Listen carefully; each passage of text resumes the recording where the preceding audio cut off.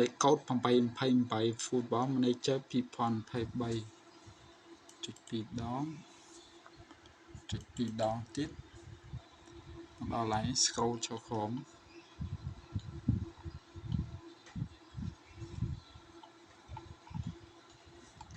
ដល់ឡើងណាដែរ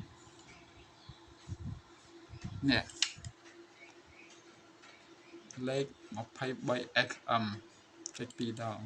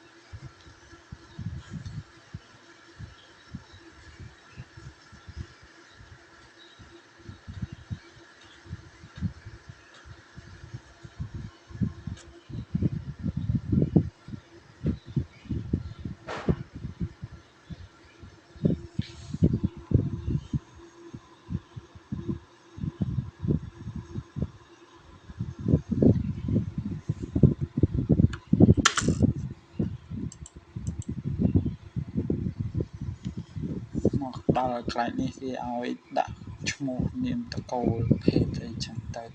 ជនជាតិអីថ្ងៃខែឆ្នាំកំណើតហ្នឹងហើយនៅក្រុមណាអីចឹងទៅបាទអញ្ចឹងបំពេញខ្លួនឯងចឹងទៅខ្ញុំ discard ថាអញ្ចឹងបញ្ចប់វីដេអូប៉ុណ្ណឹង